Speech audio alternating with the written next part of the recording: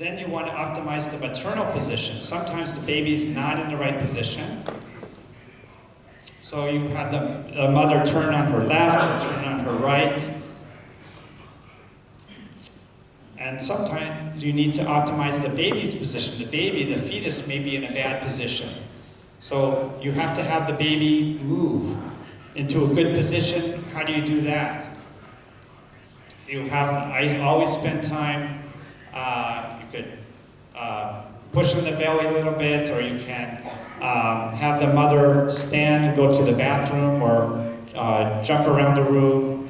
But anything to get the baby to move is very important, rather than trying when the baby's in a bad position.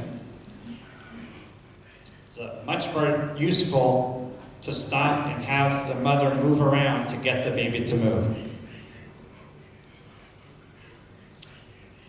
Then finally, optimizing transducer pressure. So many times when I go to other people's practices and I scan on their machine, they tell me, wow, those pictures are great. We didn't know we can do that with this particular machine. So I think the secret is to push. Sometimes you need to push pretty hard. Of course, if the baby heart rate slows, you need to let up. But I press fairly hard to optimize image quality. Sometimes need to do that with two hands so that I'm steady. But I think using two hands actually is can be very useful in terms of improving image quality. In the United States, since when I use two hands, I need to acquire I don't have someone else working with me, so I have a foot pedal. I use my foot to store the clips. So here's just some examples showing the depth going from, the depth on the left is not good, and then I've changed the depth on the right, and you can see the frequency went from 18 to 29. It's a much better image. And we could also change the sector width and use the zoom feature. See, we're wasting a lot of resolution on the left. Right here, we've narrowed the sector and zoomed in. You can see the resolution went from 35 to 114, much better image. And this improvement in image quality can make all the difference in detecting a heart defect or missing it. Something else that I find very important is the angle of acquisition. This is a picture of it looks like a mirage. It looks like the road is wet, but it's not really. It's an artifact.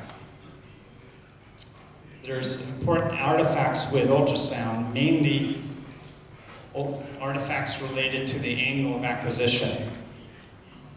On the left, this is a normal crux.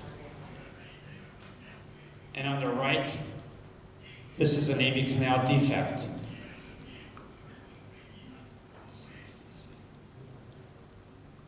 Oh, I do have it. Oh, good. Here you can see the crux is intact. Here, the crux is not intact. And notice, Dr. Nguyen mentioned the valves are at the same level. But it's very hard to appreciate that if you don't first optimize the image and get relatively perpendicular. Some defects, like ventricular septal defects, you'll miss completely if you're not relatively perpendicular. You don't have to be 100% perfectly perpendicular, but relatively. Like on the top, we're not seeing a ventricular septal defect. Then on the left, we've optimized the angle, but I'm still not seeing anything. But then I put color on, and you could see the ventricular septal defect.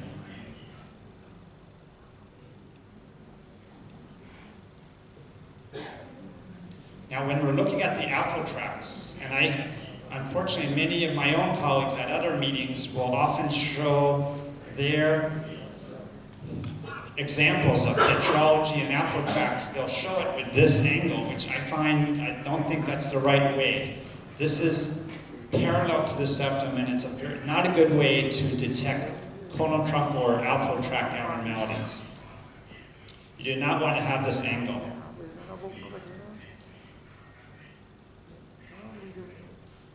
Instead, this is my favorite view up here, perpendicular to the left ventricular outflow tract. I like to have the right ventricle on top of the left if I can. Here's normal on the left. And on the right, you can see there's override.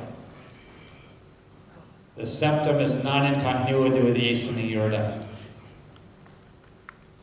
It's very easy to miss this defect without optimizing the image. So again, just using some of these techniques, you can see on the left, the baby's in a bad position. The heart is down, far away, and it's parallel to the septum. So now we've changed. I've had the mom move onto her side, and now it's perpendicular, but still not very good. We've actually lowered the resolution. So now we change the sector width and the zoom, and we can have a really nice image just from a couple different changes of the manipulations. So finally, I just want to show you, those are the very important concepts that we'll talk about all day that I hope you can take back to your practices. Now I just want to go over, of course, it's not just the image quality and angle. You need to look at certain parts of the heart, and these are the basic views. The situs view, 4-chamber, outflow tracts, and 3-vessel. So here's a normal sinus.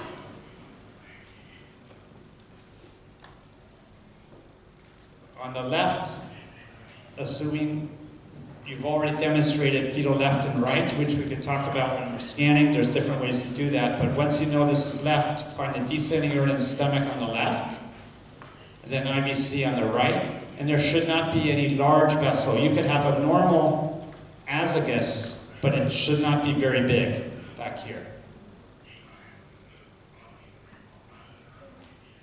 And here's an abnormality showing you prominent azygos back here, and the stomach is on this side, and the heart on the other side. So the sweep in this case from the abdomen to the 4-chamber can show you an abnormality of the sinus, as Dr. Nguyen showed. The 4-chamber view, we always want to see the lower part of this, the crux, which I like to see perpendicular, but here's a good view looking at the mitral valve, the tricuspid valve, a couple of pulmonary veins. We're going to show later that there's no big, you're not seeing a confluence behind the left atrium. The right heart is a little bit bigger than the left, so moderator band. And the heart size is normal.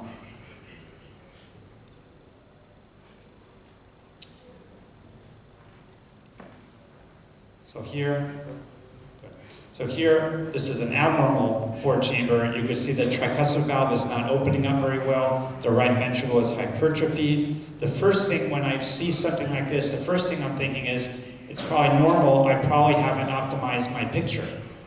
Because you can make a normal 4-chamber look abnormal. So you optimize, and if it still looks this way, this is a case of pulmonary atresia, intact septum, which we'll talk about later.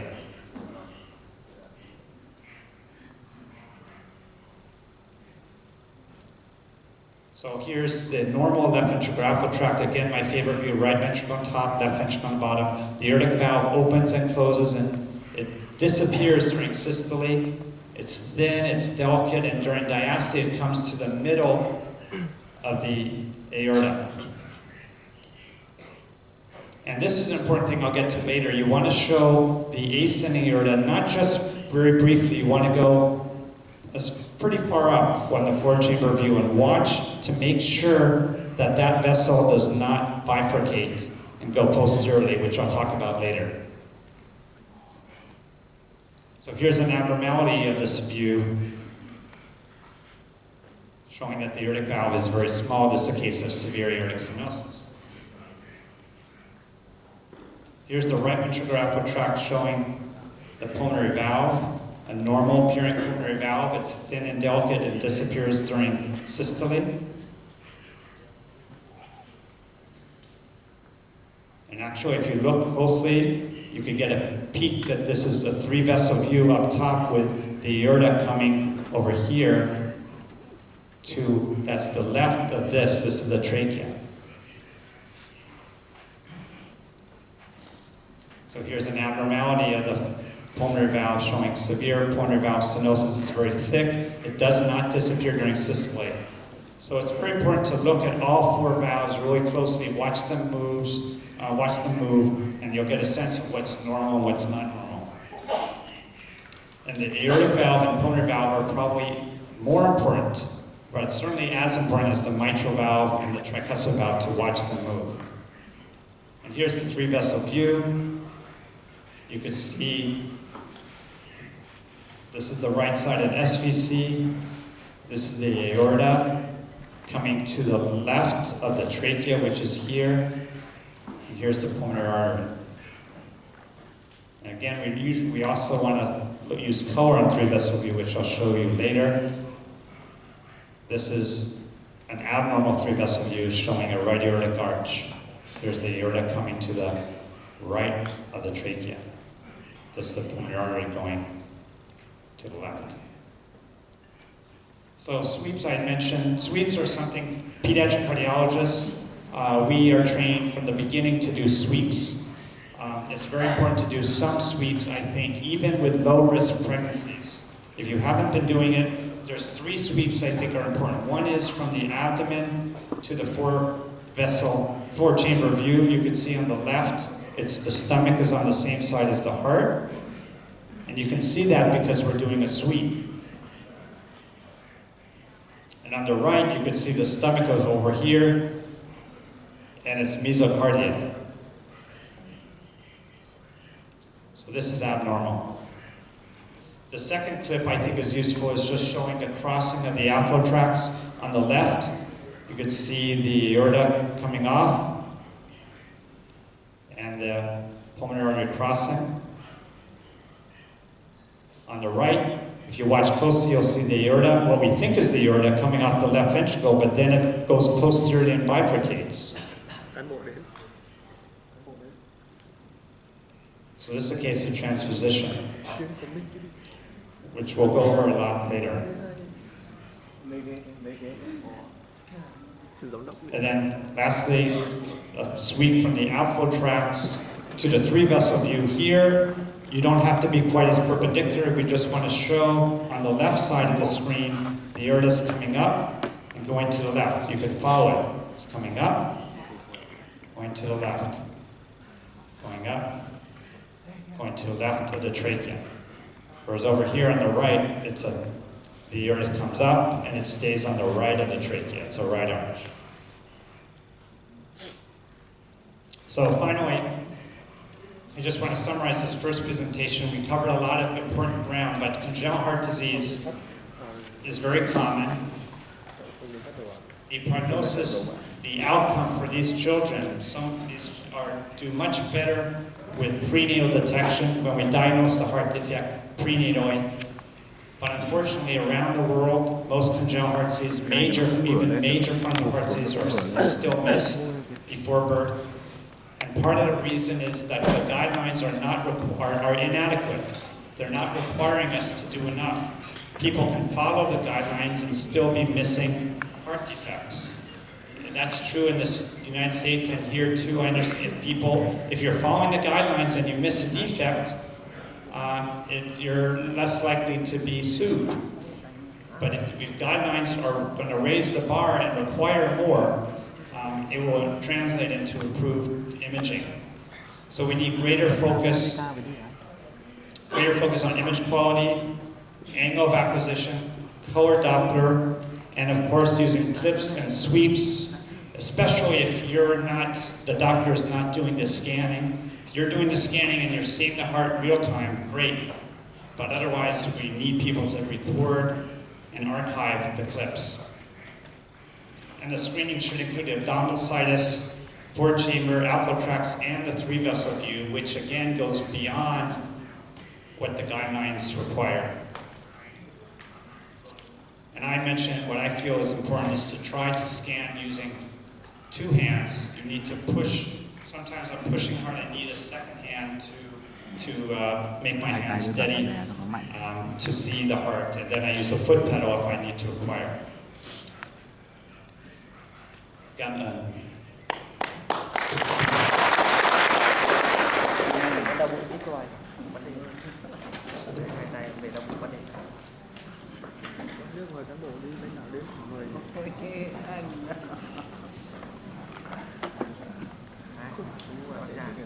Xin cảm ơn bài giảng đầu tiên của giáo sư Slensky. Nội dung bài giảng tiếp theo của giáo sư Slensky: cách tiếp cận từng vùng khi siêu âm khảo sát tim thai.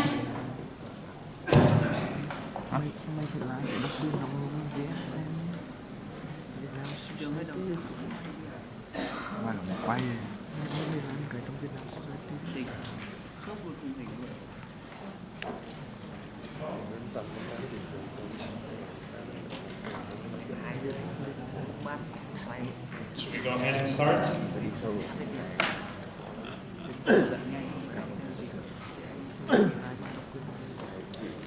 All right.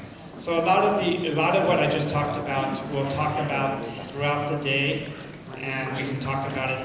I can talk to you about it during the breaks.